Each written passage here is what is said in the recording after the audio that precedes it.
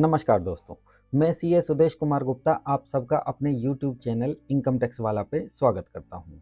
आज मैं आपके लिए विषय लेकर आया हूँ कि एग्रीकल्चर इनकम पर इनडायरेक्टली हमें किस तरीके से टैक्स देना होता है। बहुत सारे लोगों में ऐसा एक मिथ फैला हुआ है कि एग्रीकल्चर इनकम 100% टैक्स फ्री होती है, कभी भी किसी भी केस के अंदर हमें उसके ऊपर टैक्स देना नहीं होता है। लेकिन ऐसा नहीं है, हमें कभी-कभी उसके ऊपर टैक्स भी देना होता है। दोस्तों, अगर आप मेरे चैनल पे नए हैं, पहली बार आए हैं, तो मेरे चैनल को सब्सक्राइब कर लीजिए ताकि मेरी आने वाली सारी नोटिफिकेशंस और वीडियो आपको मिलती रहें। तो आइए शुरू करते हैं अपना वीडियो।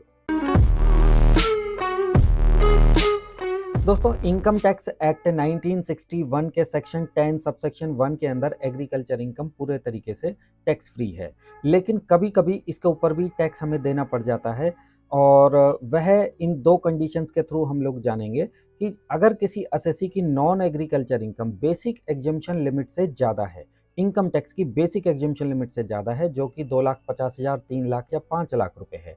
मीन्स अगर किसी असेसी की एज 18 साल से 60 साल है तो उसके लिए बेसिक एग्जम्पशन लिमिट 2,50,000 रुपए है, 60 टू 80 के लिए 3 लाख रुपए है और अबव 80 के लिए वह लिमिट 5 लाख रुपए है। दूसरी कंडीशन आती है कि अगर हमारी एग्रीकल्चर इनकम 1 साल के अंदर 5,000 रुपए से ज़्यादा होती है, तो हमें एग्रीकल्चर इनकम के ऊपर भी टैक्स देना होता है। मीन्स अगर हमारी non agriculture income basic exemption limit से ज़्यादा है और एग्रीकल्चर इनकम 5,000 रुपये से ज़्यादा है, तो हमें एग्रीकल्चर के इनकम के ऊपर भी इनडायरेक्टली टैक्स देना होता है।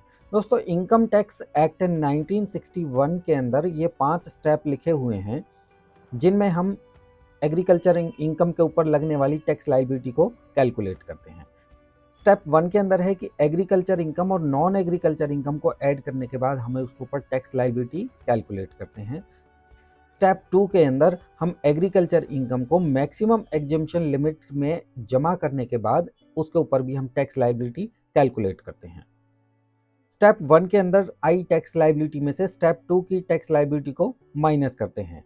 बेसिकली क्या है कि स्टेप 2 के अंदर जो भी हम टैक्स लायबिलिटी कैलकुलेट करते हैं वह होती है कि एग्रीकल्चर इनकम की वजह से टोटल टैक्स लायबिलिटी में से हमें कितने टैक्स की एग्जम्पशन मिलेगी। ये हम स्टेप 3 के अंदर कैलकुलेट करते हैं। स्टेप 4 के अंदर इनकम टैक्स के सेक्शन 87A के अंदर मिलने वाली रिबेट की हम बात करते हैं कि अगर हमारी नॉन एग्रीकल्चर इनकम 5 लाख रुपए या इससे कम होती है तो सेक्शन 87A के अंदर हमें 12,500 रुपए की रिबेट मिलती है। स्टेप 3 में जो भी टैक्स लायबिलिटी कैलकुलेट होती है उसमें से ये 12,500 रुपए की रिबेट माइनस करने के बाद जो टैक्स लायबिलिटी बनती है उसमें हम यह 4% एजुकेशन सेस ऐड करके टोटल टैक्स लायबिलिटी कैलकुलेट करते हैं। तो आइए इन 5 स्टेप को हम कैलकुलेशन के थ्रू समझेंगे। दोस्तों, इस कैलकुलेशन के अंदर सारी फिगर एज्यूम्ड हैं और इसके अलावा मैंने एक अजम्पशन और ली हुई है कि असेसी की एज जो अपनी आईटीआर फाइल कर रहा है उसकी एज 45 साल है और इनकम टैक्स के ओल्ड टैक्स रिजीम के अकॉर्डिंग मैंने ये सारी कैलकुलेशंस की हुई हैं। तो आइए शुरू करते हैं केस 1। केस 1 बेसिकली मैंने इसलिए इसमें डाला हुआ है कि इसमें सबसे बेसिक टैक्स कैलकुलेशन हम लोग करेंगे ताकि स्टेप 2 के अंदर जो एग्रीकल्चर इनकम ये 3,50,000 रुपये है, इसकी वजह से हमारी टैक्स लायबिलिटी में कितना इंक्रीमेंट होता है ये कंपैरिजन हो सकेगा। तो आइए शुरू करते हैं। ये नॉन एग्रीकल्चर इनकम सबसे पहले हमारी 5 लाख रुपए है और एग्रीकल्चर इनकम हमारी 0 है। तो ये सभी को पता है कि अगर नॉन एग्रीकल्चर इनकम 5 लाख रुपए होती है तो हमारी टैक्स की लायबिलिटी 0 होती है। तो केस 1 के अंदर हमारा सेम कैलकुलेशन है। 5 लाख रुपए के ऊपर टैक्स लायबिलिटी 12,500 रुपए हुई और यहाँ पे 12,500 रुपए की टैक्स की रिबेट मिल गई, तो ऑब्वियसली हमारी टैक्स की लायबिलिटी 0 हो गई। अब स्टेप 2 बहुत इंपॉर्टेंट है दोस्तों, यहाँ पे हमें जानना बहुत ज़रूरी है कि एग्रीकल्चर इनकम 3,50,000 रुपए की वजह से हमारी टैक्स लायबिलिटी 39,000 रुपए क्रिएट हो गई। तो जानते हैं कि ये कैसे हुआ। हमारी नॉन एग्रीकल्चर इनकम 5 लाख रुपए है और एग्रीकल्चर इनकम 3,50,000 रुपए है। टोटल इनकम हमारी 8,50,000 रुपए हो गई। 8,50,000 रुपए पर टैक्स लायबिलिटी 82,500 रुपीज़ की आती है। ये हमारा स्टेप 1 यहाँ पे कंप्लीट हुआ। स्टेप 2 के अंदर हम लोग देखेंगे कि जो हमारी एग्रीकल्चर इनकम है इसको हम बेसिक एग्जम्पशन लिमिट में ऐड करने के बाद जो भी इनकम आती है जैसे कि यहाँ 3,50,000 रुपये हमारी एग्रीकल्चर इनकम थी और बेसिक एग्जम्पशन लिमिट 2,50,000 रुपये है। तो 3,50,000 और 2,50,000 को ऐड करने के बाद टोटल इनकम 6 लाख रुपये बनती है। 6 लाख रुपये पे हमारी टैक्स लायबिलिटी 32,500 रुपये आती है।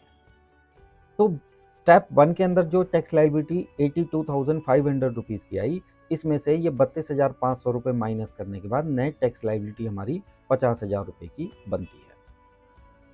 दोस्तों स्टेप 2 बेसिकली हम इसलिए कैलकुलेट करते हैं कि इस एग्रीकल्चर इनकम की वजह से हमें टैक्स में कितनी और रिबेट मिलेगी। तो स्टेप 2 के अंदर हमारी रिबेट 32,500 रुपये की बनती है। अब हम आगे बढ़ते हैं। नेट टैक्स लायबिलिटी हमारी 50,000 रुपये की आई। क्योंकि केस 2 के अंदर भी हमारी जो नॉन एग्रीकल्चर इनकम है वो 5 लाख रुपए या इससे कम है, तो इसलिए इसमें भी हमें सेक्शन 87A की रिबेट मिलेगी। तो 50,000 में से 12,500 रुपये माइनस करने के बाद ग्रॉस टैक्स लायबिलिटी हमारी 37,500 रुपये की आती है। इसके ऊपर हमारा 4% एजुकेशन सेस ऐड किया तो हमारी नेट टैक्स लायबिलिटी 39,000 रुपये की आई। तो दोस्तों हमने केस 2 के अंदर जाना कि एग्रीकल्चर इनकम 3,50,000 रुपये ऐड होने की वजह से हमें टैक्स की लायबिलिटी में भी 39,000 रुपये हमें देने पड़े। अब हम केस 3 को लेते हैं। केस 3 के अंदर हमारी नॉन एग्रीकल्चर इनकम 6 लाख रुपए है और एग्रीकल्चर इनकम बिलो 5,000 यानी 4,500 रुपये है। तो दोस्तों मैंने आपको 2 कंडीशन बताई थी। दोनों कंडीशन में से यहाँ एक कंडीशन फुलफिल नहीं हो रही है, इसलिए यहाँ पे एग्रीकल्चर इनकम पे कोई टैक्स नहीं लगेगा। हमारी जो नॉन एग्रीकल्चर इनकम 6 लाख रुपए है, 6 लाख रुपए के ऊपर ही हमारा टैक्स की लायबिलिटी क्रिएट होगी। 6 लाख रुपए पे 32,500 रुपये की टैक्स लायबिलिटी आती है। क्योंकि हमारी एग्रीकल्चर इनकम बिलो 5,000 रुपीज़ है, इसलिए स्टेप 2 कैलकुलेट ही नहीं होगा। तो स्टेप 1 के अंदर आई टैक्स लायबिलिटी पे ही हम एजुकेशन सेस ऐड करने के बाद नेट टैक्स लायबिलिटी 33,800 रुपये की पे करेंगे। स्टेप 4 के अंदर हमारी नॉन एग्रीकल्चर इनकम 2 लाख रुपए है और एग्रीकल्चर इनकम 10 लाख रुपए है। तो यहाँ पे भी हमारी दोनों कंडीशन एक साथ फुलफिल नहीं हो रही हैं, क्योंकि जो नॉन एग्रीकल्चर इनकम थी वो इनकम टैक्स की बेसिक एग्जम्पशन लिमिट से कम है। इसलिए हमारी टोटल इनकम बेशक यहाँ पे 12 लाख रुपए है, फिर भी हमें इसके ऊपर कोई भी टैक्स नहीं देना होगा, क्योंकि हमारी एग्रीकल्चर इनकम 10 लाख रुपए है और यहाँ पे हमारी कंडीशन फुलफिल नहीं हो रही है। तो दोस्तों केस नंबर 4 में हम लोग देखेंगे कि हमारी इनकम सबसे ज़्यादा है लेकिन फिर भी टैक्स की लायबिलिटी 0 है। क्यों? क्योंकि हमारी टैक्स को कैलकुलेट करने के लिए जो 2 कंडीशन थी वो दोनों कंडीशन एक साथ फुलफिल नहीं हो रही हैं, इसलिए ये एग्रीकल्चर इनकम पूरे तरीके से टैक्स फ्री है। तो स्टेप 2 के अंदर भी कोई कैलकुलेशन नहीं होगी। स्टेप 3 जब स्टेप 1 के अंदर ही कोई टैक्स लायबिलिटी नहीं है तो स्टेप 3 के अंदर भी कोई टैक्स लायबिलिटी नहीं है और स्टेप 4 और स्टेप 5 भी 0 होंगे। तो दोस्तों ये थी सारी क्लैरिफिकेशंस जो कि एग्रीकल्चर इनकम पर लगने वाले टैक्स से रिलेटेड थी। अगर आपको मेरे द्वारा दी गई जानकारी अच्छी लगी हो, पसंद आई हो, तो प्लीज़ मेरे चैनल को लाइक करें, सब्सक्राइब करें और एग्रीकल्चर इनकम से रिलेटेड आपके मन में कोई भी डाउट हो, क्वेरी हो तो नीचे कमेंट सेक्शन के अंदर लिखें, मैं श्योरली उसका रिप्लाई करूँगा। धन्यवाद।